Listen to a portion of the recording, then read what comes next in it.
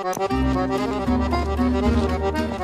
name is Phil Cunningham, and I'm lucky enough to earn my living playing the music I love on an instrument that's become my passport to the world.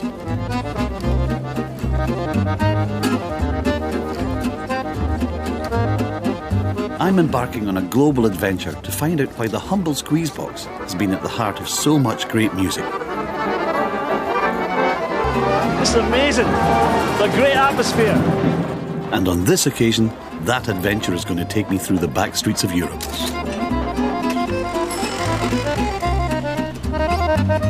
The accordion has always been a favourite instrument of the working man. It's cheap, cheerful, loud and portable.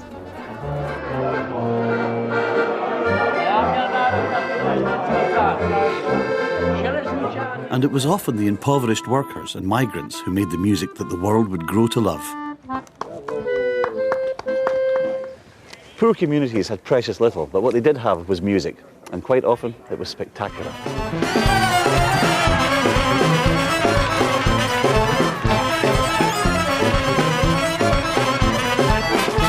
Join me as I encounter some stomping gypsy tunes.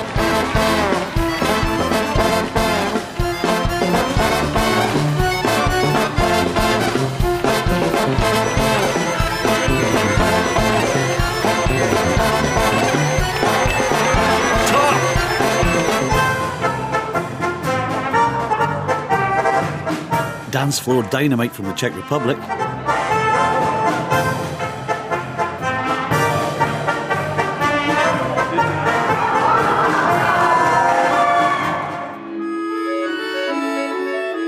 And from Russia, music of passionate intensity.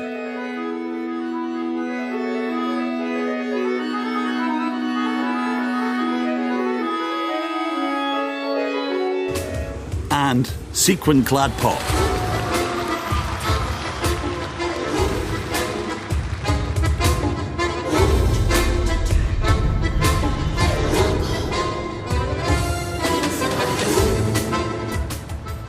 Time and again, what began as a cheap form of musical entertainment for the workers became so much more. One European capital has such strong ties with the accordion that you only need to hear a few notes to know exactly where you are. That's because in Paris, the box is a really important part of the city's story, and it was the migrant workers that helped to write that story on an instrument appropriately known as the piano of the poor. But from poor beginnings comes great music.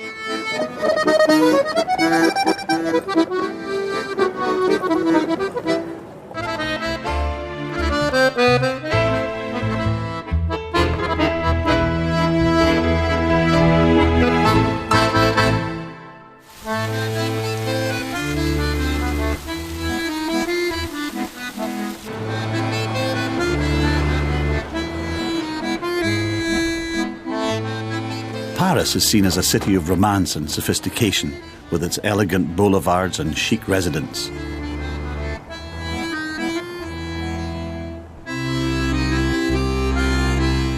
But in its dirty back streets, a new style of accordion music called musette was simmering.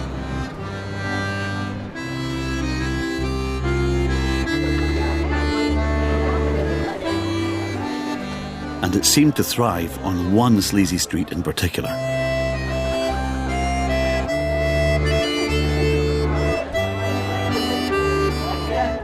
This is the Rue de Lappe in the Bastille area of Paris.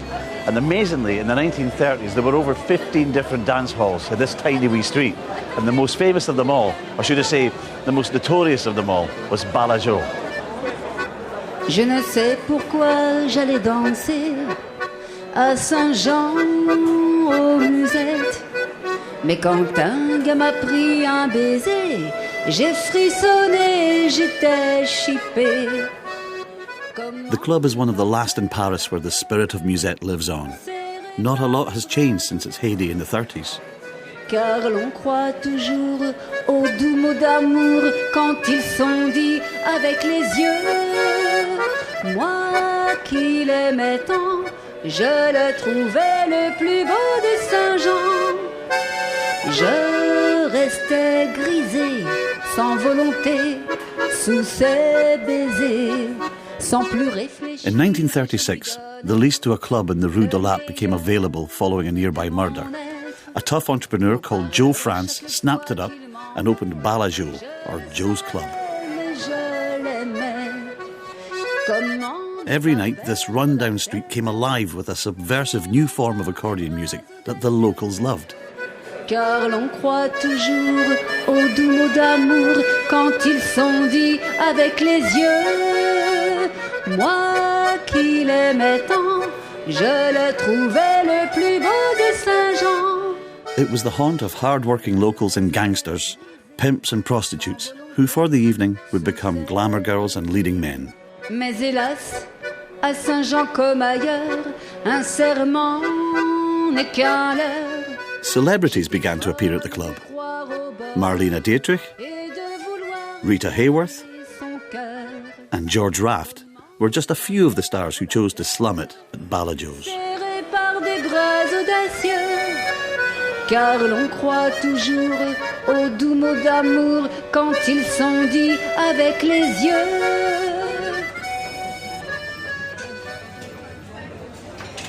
It might not be so apparent nowadays, but back in the day, in the 30s and 40s, this music was super cool. Real cutting-edge stuff, dripping with attitude. It was the original street music. And in the City of Light, people turned to the dark underbelly of musette. Du matin au soir, de Paris s'arroche joie. Il arpente le trottoir, certains fantassins de la fiche. But what exactly is musette? I went across town to meet a man who knows better than anyone, Dominique Kravik. He and his musical pals, Les Primitifs du Futur, are keeping the spirit of musette alive.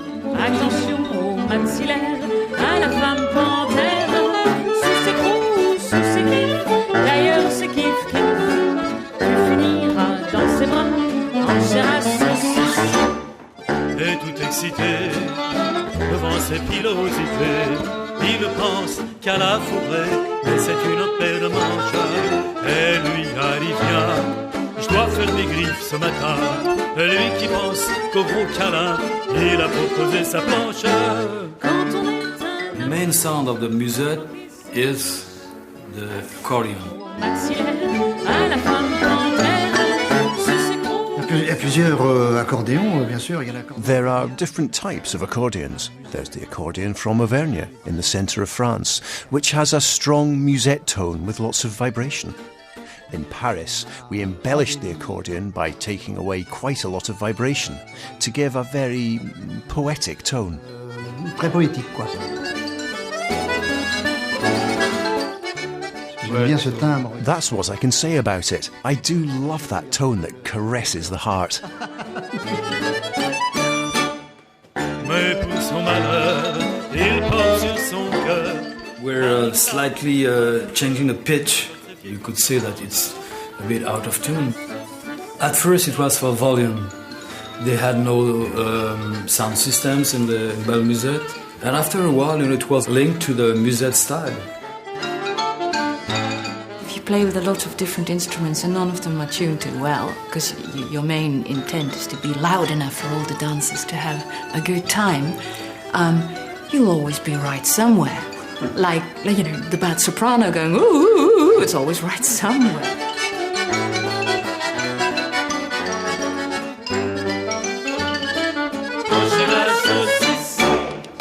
What type of tunes were they playing? Were they predominantly waltzes? Yes, so is it dunka, or it could be dunka, dunka. Because people love to waltz. Yeah. So they'd come and dance their sorrows away. 1, 2, 3, 2, 2. And as Dominique and the band tackle La Java Viennoise, I tried to keep up.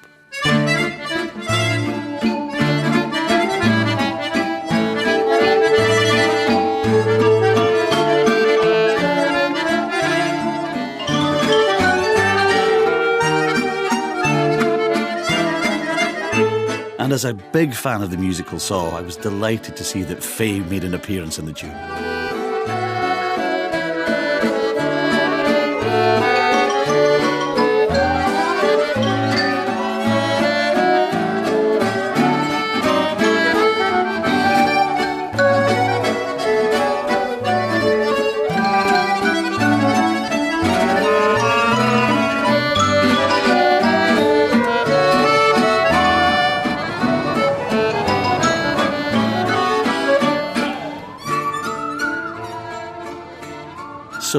The Parisian underworld and movie stars embraced musette, but where had the music originally come from? With the increasing industrialisation of Paris, migrants poured into the city looking for work.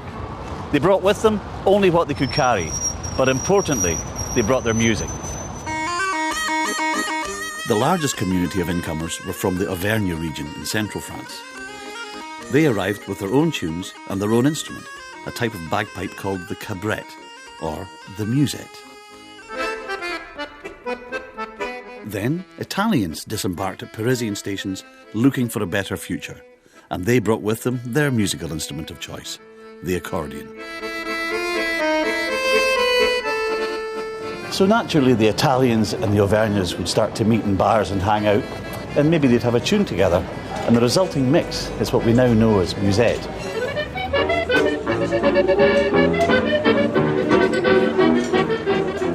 But increasingly, the squeeze box began edging out the pipes, and as the accordionist popularity spread, they began to emerge from the shadows. But musette's first star wasn't an Auvergnat or an Italian, as you'd expect. He was a musician from the city of Tours, Émile Vacher. One of the greatest ever French accordionists, he's been a hero of mine for a long time. Vacher composed and recorded hundreds of tunes, some of which sold over 100,000 copies.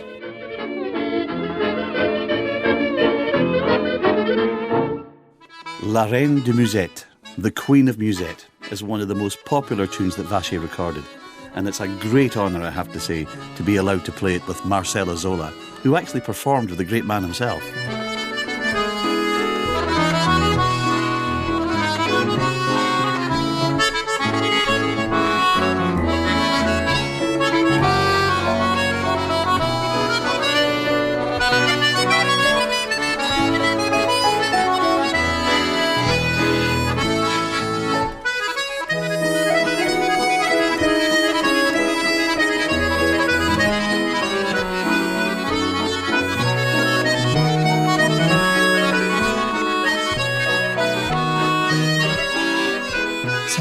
He was one of the originators of the musette style, who created the most beautiful musette waltzes that have stood the test of time. In my opinion, the music of their period is the most beautiful.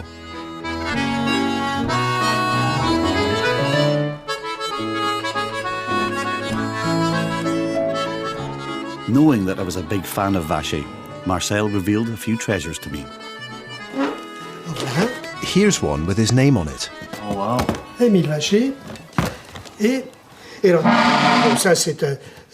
I gave another one to a collector friend. When he saw Émile Vacher's accordion, he wept. Il a pleuré. Oh, it's wonderful. It's really wonderful. Hein? Il est beau. For me, this is kind of like for an Elvis Presley fan, getting to touch his cat suit.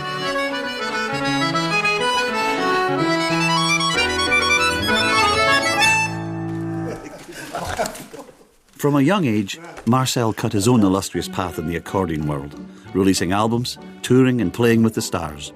Everyone wanted to work with him, including one of France's greatest singers. Allez, venez, milord, vous asseoir à ma table. Il fait si froid dehors, ici c'est confortable, laissez-vous. As a street urchin, Edith Piaf grew up running around the musette clubs of Paris. She had a passionate connection with the music and with the accordion. Je vous connais, milord, vous ne m'avez jamais vu. Je ne suis qu'une I did 3 recording sessions in the studio. She was a wonder, a great character. I'm not sure if singer is the right term for someone like her. Performer is more accurate. A performer who could move you deeply with simple words. I think she could have sung the contents of the phone book and she would have managed to move you. Piaf knew that accordionists were nothing but trouble, and on L'Accordionista, she pours out her heart over a doomed love affair with one such scoundrel. C'est un drôle de petit gars, un accordéoniste qui sait jouer la java. Elle écoute la java, elle entend la java, elle a fermé les yeux, les doigts secs et nerveux. Ça lui rentre dans la peau par la bas.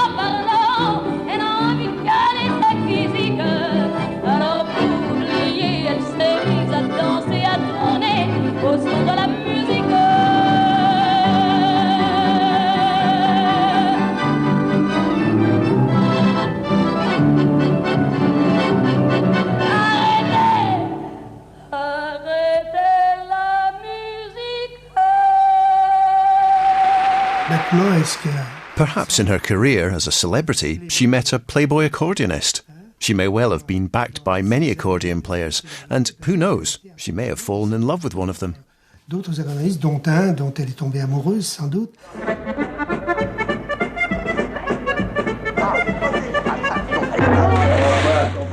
There was no stopping the popularity of musette, and before long, it made its way into the movies. France's favourite comic, actor-director Jacques Tati, renowned for his visual gags and capers, got Marcel to record music for 3 of his classic movies. Musette had become the soundtrack of Paris.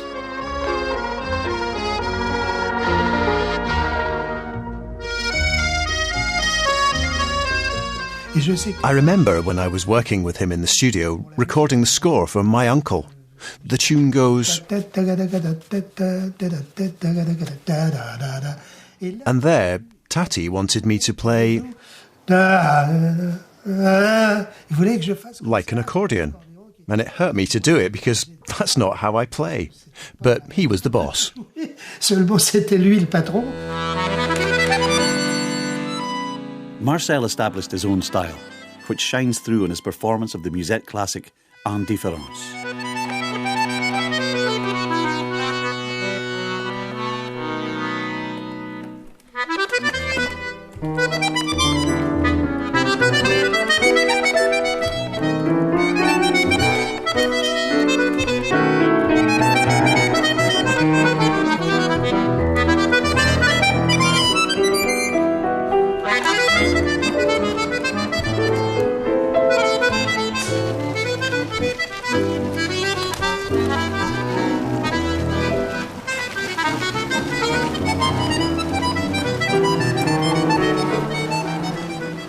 And the accordion sound of musette still works its magic. Recently finding a new audience with the international hit Amélie, bringing the music bang up to date.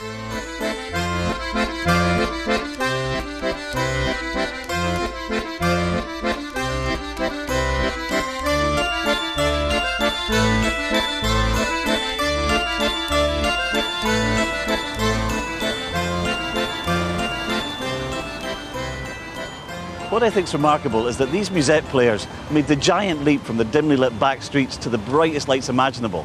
For a musical style that started its life in the gutter, to captivate the imagination of probably the most elegant capital in Europe is quite an achievement. As the music of Paris reveals, the accordion gave migrants and workers a sense of identity and reminded them of home.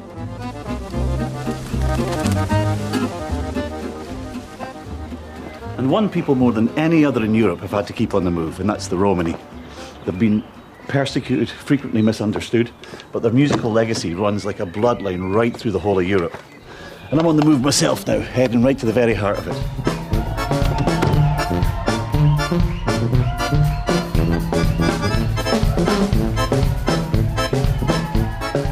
Romania is home to one of the largest gypsy populations in Europe.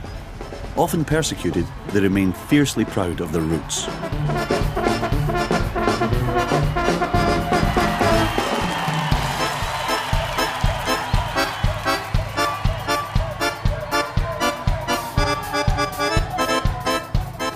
Against all odds, and regardless of what's been thrown at them, they've clung to their own identity, and music's still a huge part of that.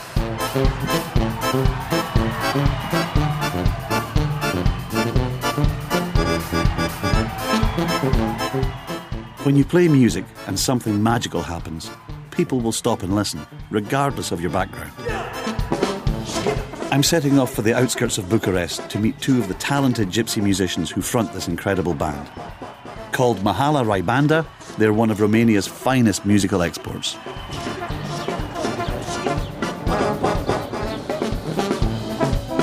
For you special tonight, for Romania, Mahala Raibanda!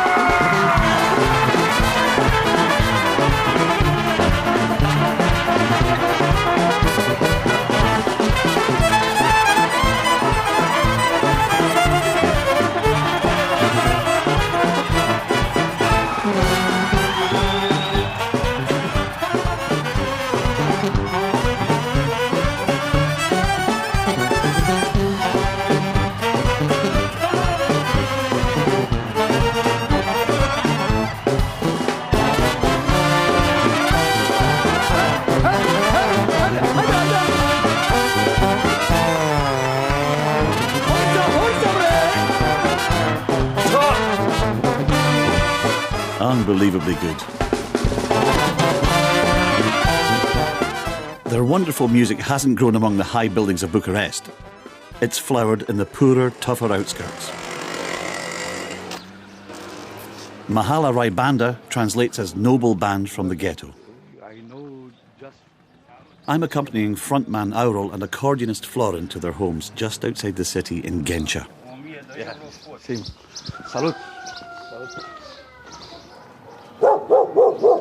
It's maybe just because I'm a musician, but when I think of gypsies, I immediately think of music.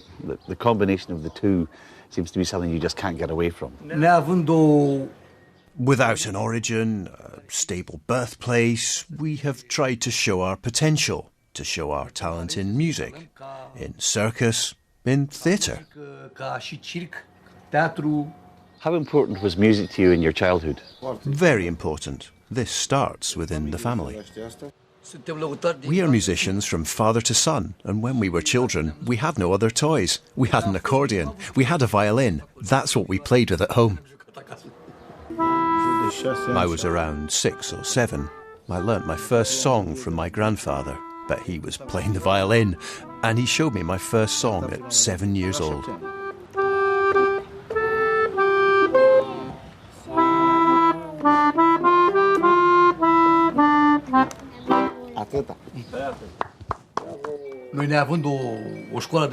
Without going to a music school and without knowing musical terms, we were forced to adapt.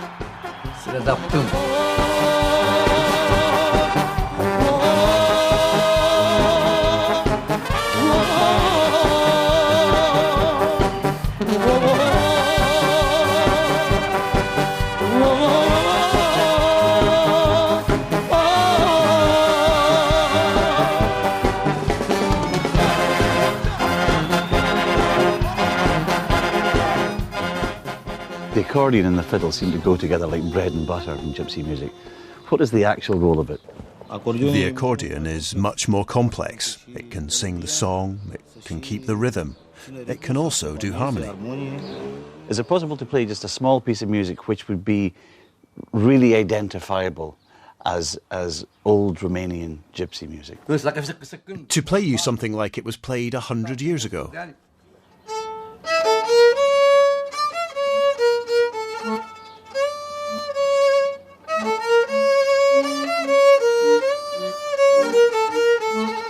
It's a mixture between Romanian and Oriental music. Oriental and the Romanian influence came up.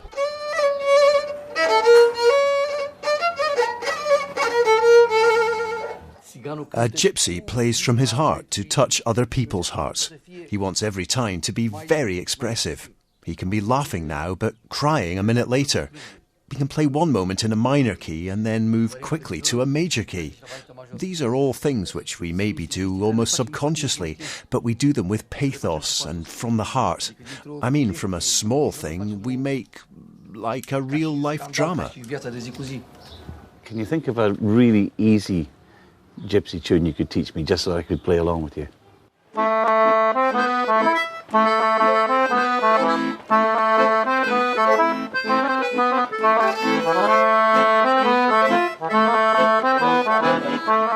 These guys just kept getting faster and faster and faster.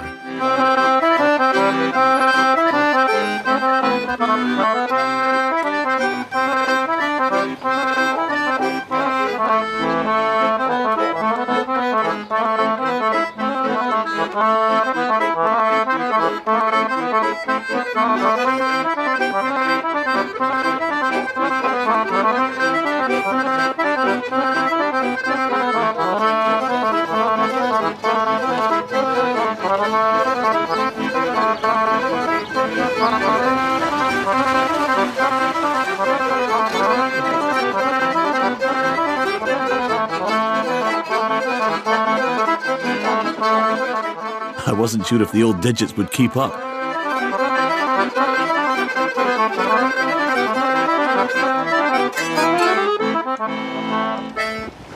You made it. Good man. Cheers, mate.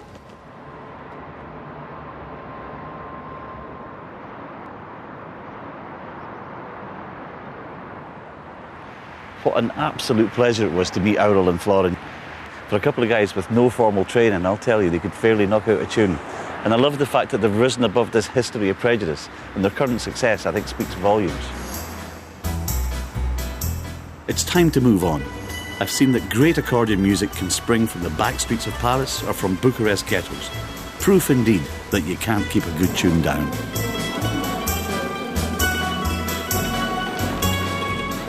So just like at home in Scotland, wherever there's folk music, there's generally a squeeze box of some kind lurking about. And there's a country where the music of the working people is respected. A place where folk music is treasured.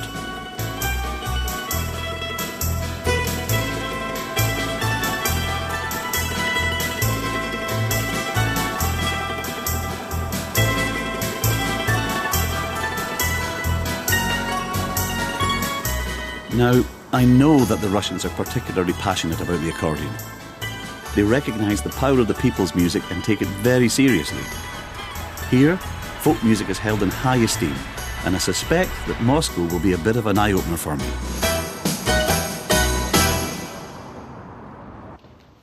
To get a feel for things, I'm joining a folk music tour at the Mirek Russian Accordion Museum.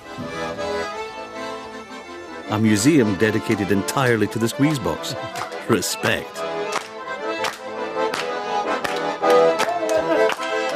I had no idea what to expect, so the dancing took me a wee bit by surprise.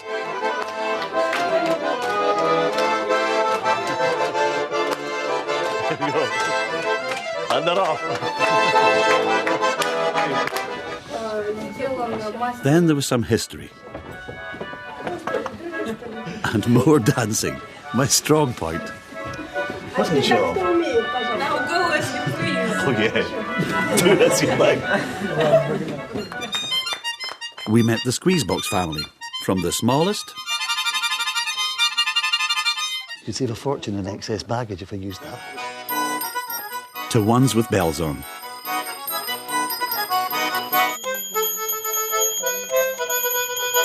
Only the young ones had any energy left for the final bout of, yes, you guessed it, dancing. And I was invited on stage. Good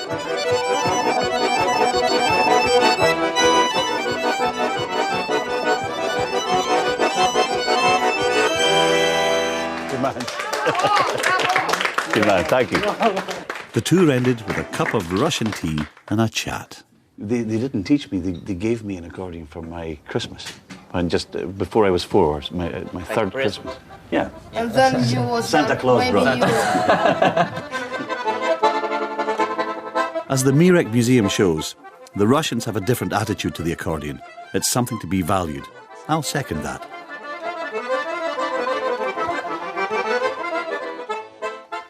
You would imagine that because the accordion came from peasant origins, that it would be given an inferior place in society. But in actual fact, that was what gave it power.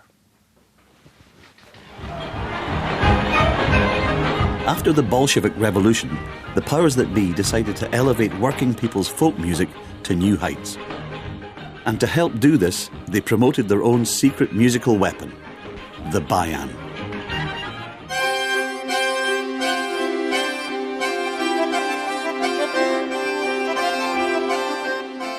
It had a far greater range than a standard accordion. It was the MiG fighter of the accordion world.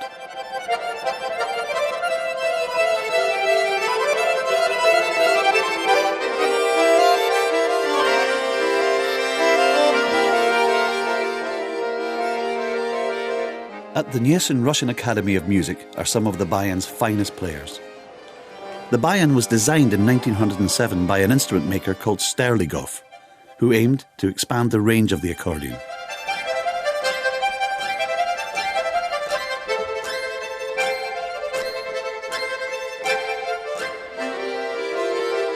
Vyacheslav Semyonov teaches here, revered as one of the greatest players in the world. For the amazing feats he's accomplished with the bayan, he was awarded the title Artist of the Soviet People.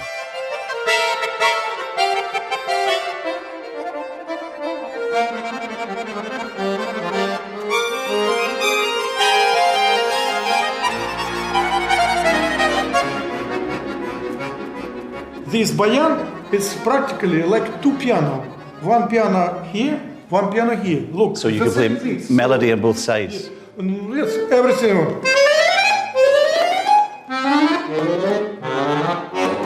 Piano has work. Look.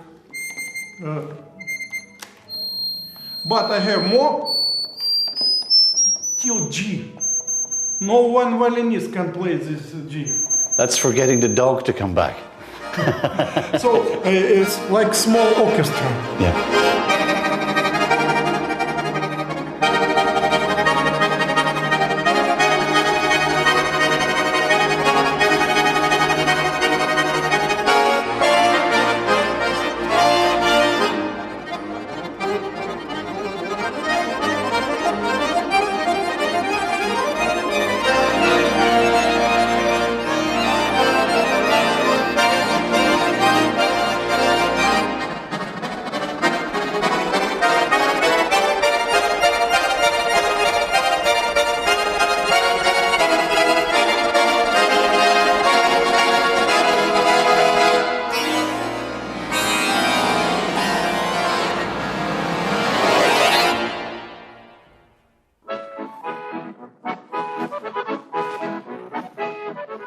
With the communists' help, the bayan was at the core of Russian music.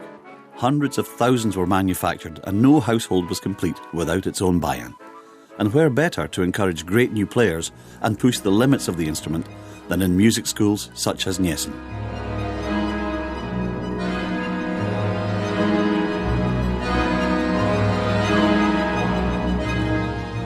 As the youthful Gniesin orchestra proves, folk instruments such as the bayan and the bass balalaika could perform ever more elaborate works.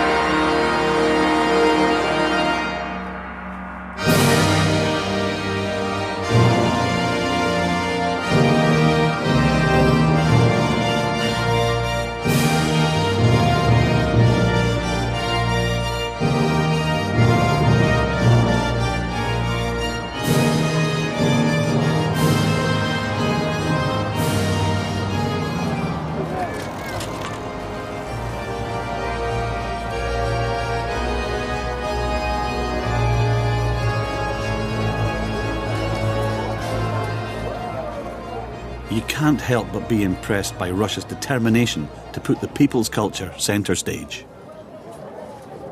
That's the 20th piece. That's amazing.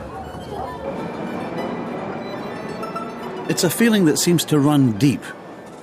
The bayan is so versatile it can be at the heart of a big orchestral piece, but this doesn't mean that it doesn't still have a role to play in the country's folk history. It transports the music of the Russian peasant straight into the concert hall. In order to expand the bayan's classical repertoire, there was no better way to do it than by using the folk tunes that already existed as the starting point for new compositions. To demonstrate this, Vyacheslav showed me how a simple Russian folk tune could be developed into an intricate piece.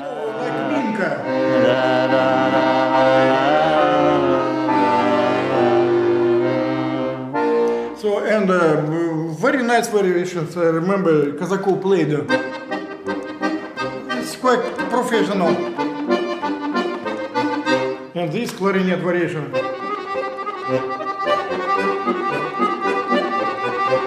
Very nice also.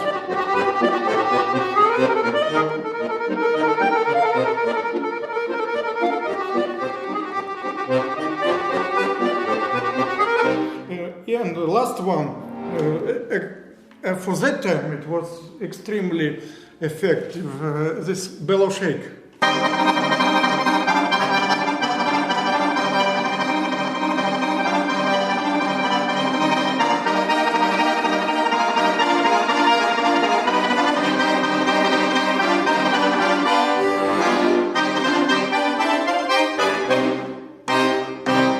That's good.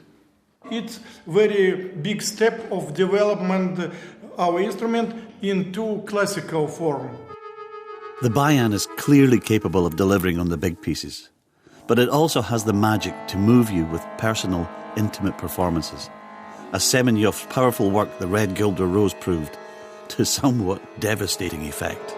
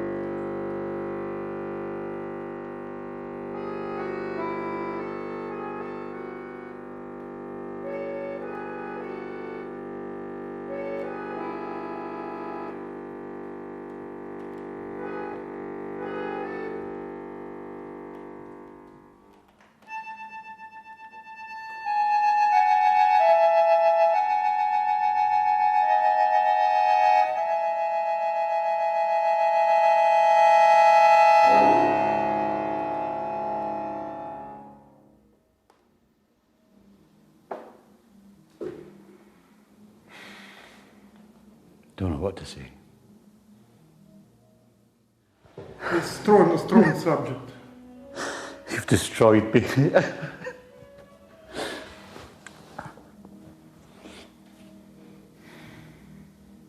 It's another one in the bag of favourites. It's beautiful. All out of that. 2.5 by 2 feet.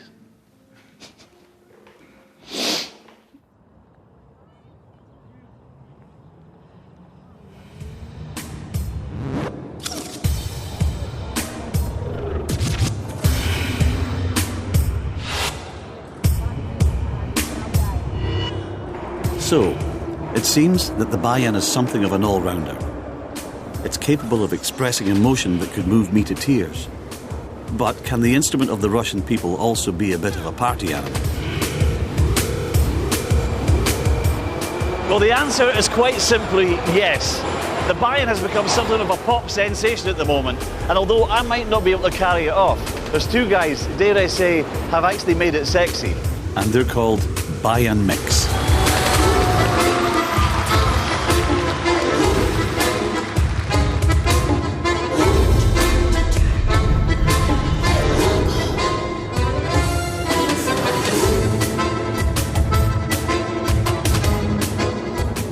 I'm heading to a Moscow recording studio to meet two bayan heroes who are used to rounds of media interviews and sellout concerts, courtesy of their trademark techno-folk bayan sound.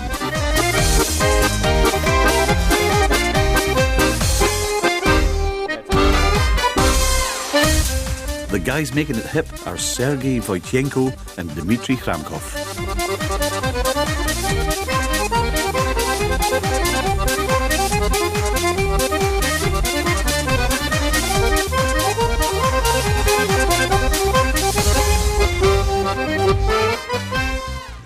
Sergei and Dmitry, you have created quite a phenomenon. I just wondered who came up with the idea for this. We had to look at trying to slightly change people's perceptions and our own perception of the instrument. And boy, did they change my perceptions.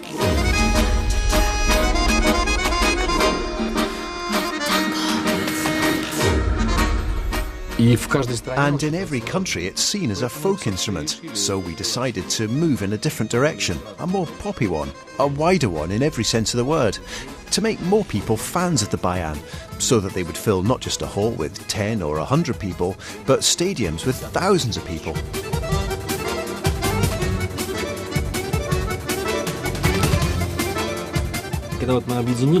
Then we teamed up and decided to give the music we were making this specific style, so that people would not only listen to it, but also dance to it and so on, and have fun to it.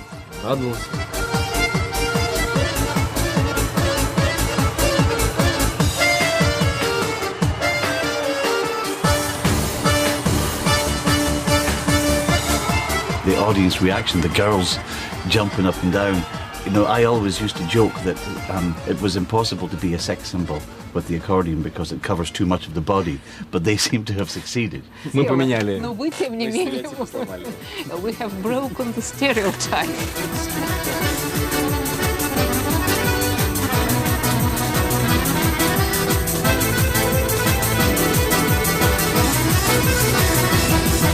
How long did it take from you having the original idea until the audience understood what you were doing and started to come on board? After exactly 6 months, we did a solo concert at a big sports complex where there were 2,500 people. The hall was jam-packed. In other words, it was a sensation for the people. For us too, in fact, yes. Me and Sergei pass energy around. We like getting the crowd going. We give energy to the people in the hall, and they give it back.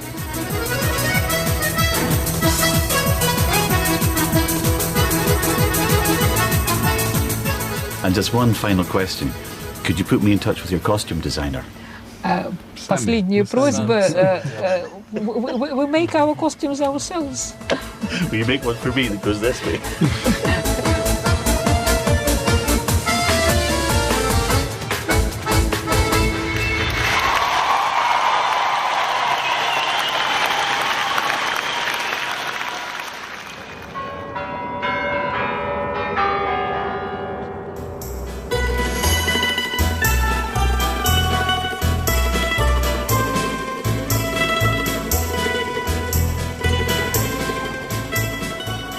As our Russian comrade so admirably demonstrated, don't ever underestimate the squeeze box.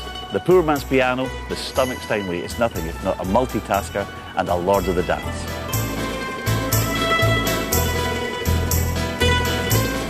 Time and again on my European travels, I've seen how the oft-scorned music of the accordion has grown from the poorest of beginnings to popular acclaim.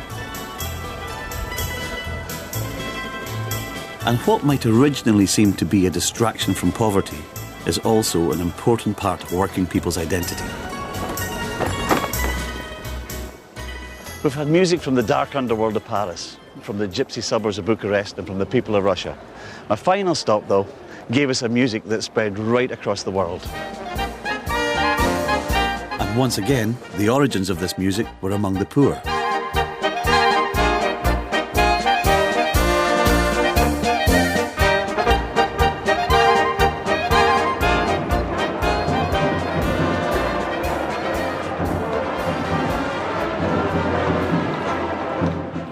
Prague has a well-deserved reputation for being a party city.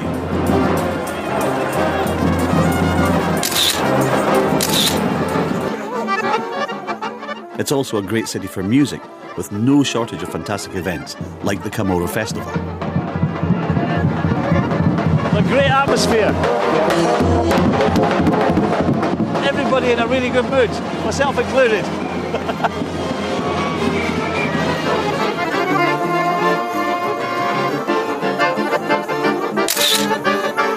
How are you doing?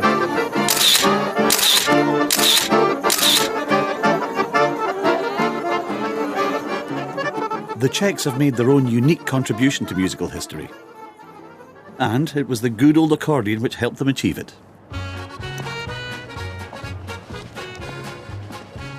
This is the birthplace of a truly global phenomenon.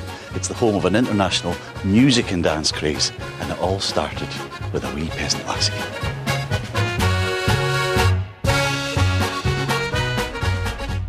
The best accordion music doesn't start at the top of society and trickle down.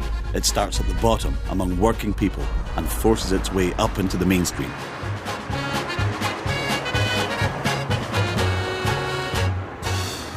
I've headed out about 30 kilometres west of Prague to this little town behind me, Kostelec nad Labem. And I'm here because there's a story to be told, almost a legend, about a young girl called Anna who had a pawn shop for dancing. Дядя мимра лошадь выбрал за 4 талера. Смеха ради тетя дядю с ней плясать заставила. In the 1800s, this was a small, peaceful hamlet. The story goes that a Prague music teacher called Josef Neruda taught at the house where Anna worked. He saw her dance short steps in double time to a favourite song of hers called Nimra.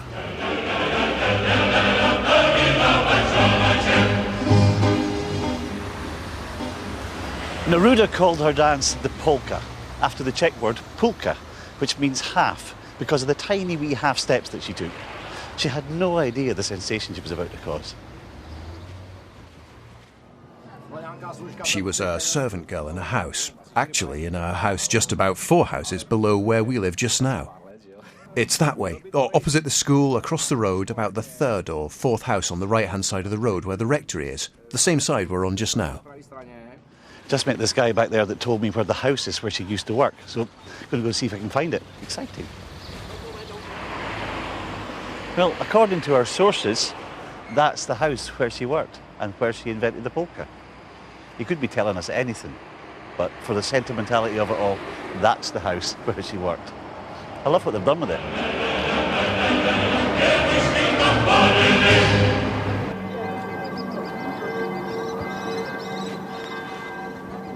In the 1830s, the polka was the hottest thing on the dance floor, and no polka night was complete without the good old squeeze box giving it loudly in the background.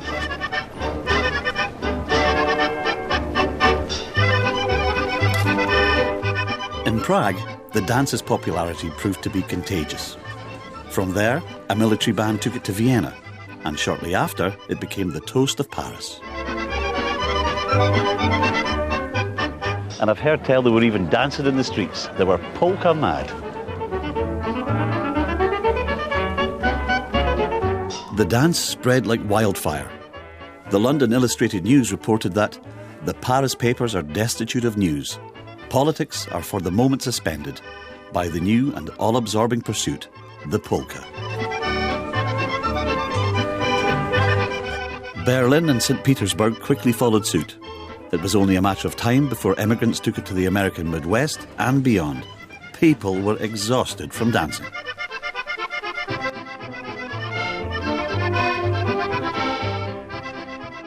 At the height of the polka dance craze, the fashionista of the day even managed to cash in on the whole thing by coming up with a spotted design that they astutely called polka dots. Anyway, enough talk. I'm going off to a polka night to see what all the fuss is about.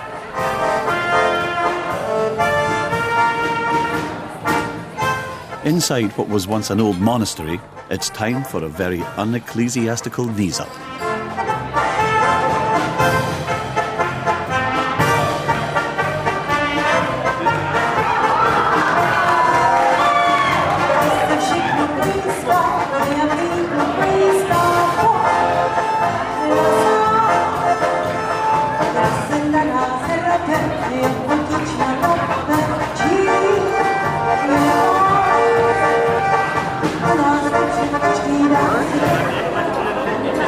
This is really good.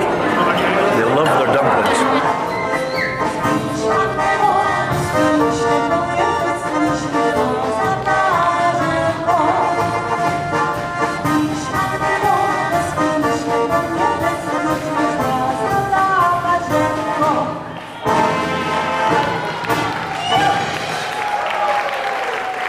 And just when the band's box player Ladislav Knitsa thought he was getting a wee break, I managed to corner him for a few questions.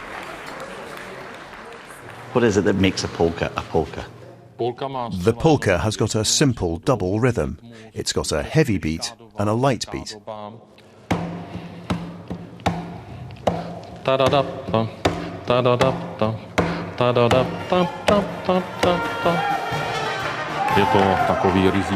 It is a very clear dance that encapsulates our Czechness.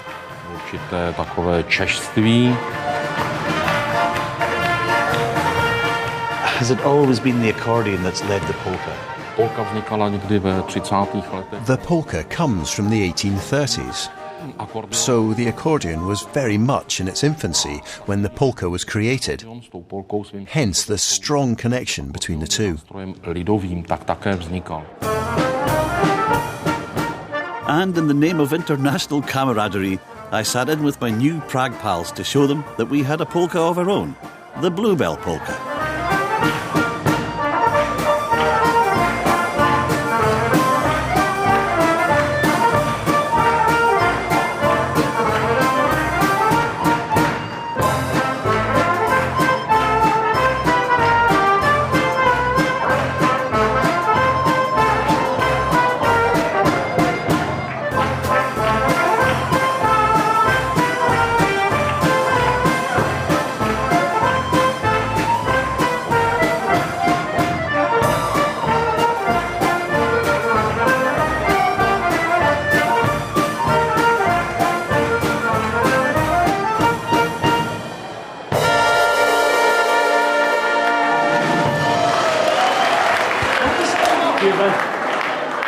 Thank you very much.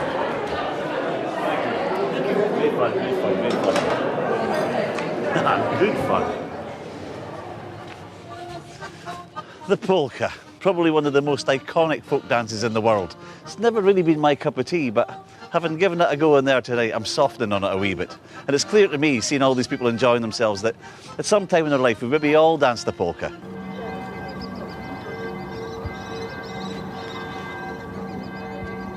The polka was such a big hit internationally because I think people just got it. It was really easy to get the hang of. And it came full circle back to the Czech Republic. And in 1927, a bartender in this restaurant here was scratching out a melody, trying to get some new material for his band, and he wrote a tune called the Modranska Polka. And pretty soon, it became something much bigger than he'd ever imagined possible.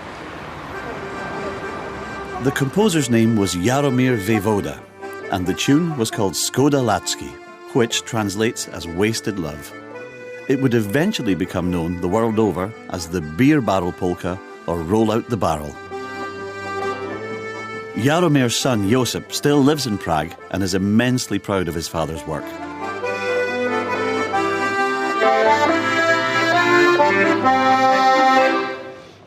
Your father's tune, was I close? Yes, excellent. It's a great tune to play on the accordion. Yeah, it is something very important. 1936, Will Glahe, excellent German accordion player, recorded this, and he sold more than 1 million records with this tune.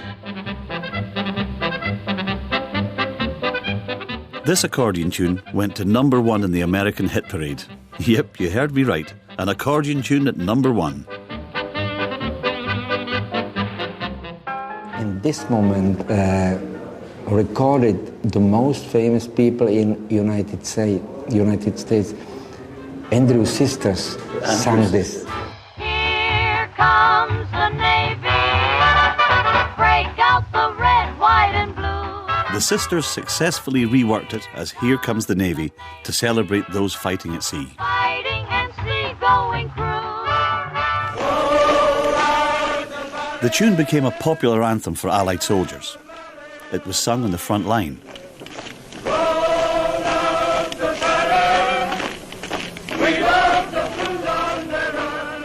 And it also welcomed the forces home.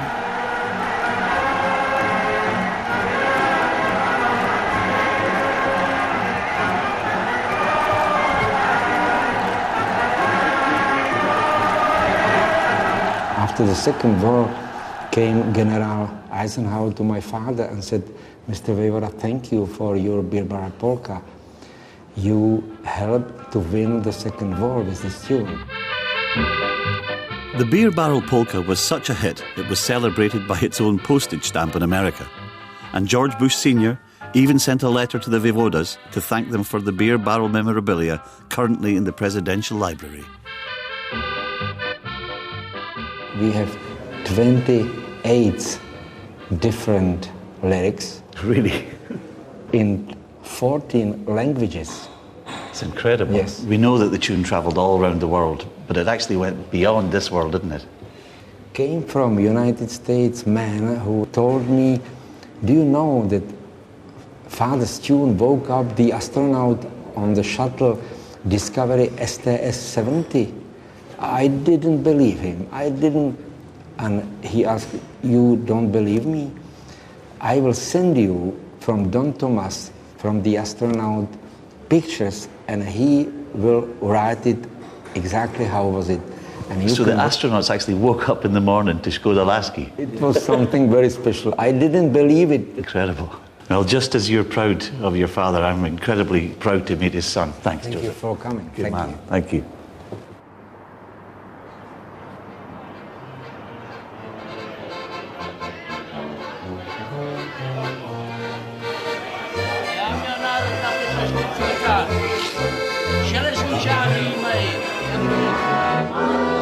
I really loved meeting Joseph. What a lovely man. See how his eyes lit up when he spoke about his dad.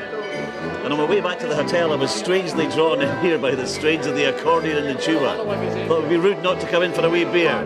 Cheers, boys. All the best. The accordion is still a fixture in the beer halls and clubs of Prague, proving that good company and a squeeze box is all you need for a grand night out.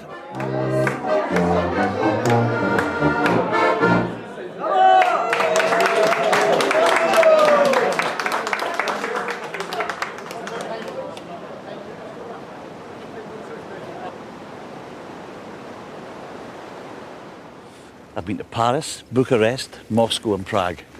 And the one thing that I've noticed that some of the best music has come from the very grassroots level of society. This is definitely the people's instrument. I've come to realise that no matter what your background is, if you have something to say, the accordion will help you to say it. People have been using it for years, not just as a form of entertainment, but as a way of putting a musical stamp of where they come from. It's a lovely thing.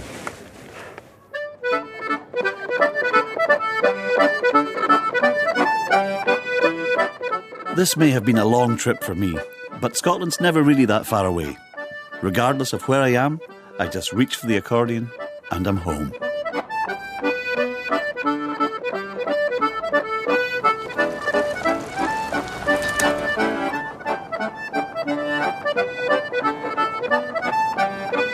The only big cat with an active social life. Next on BBC Two Scotland, we discover the truth about lions.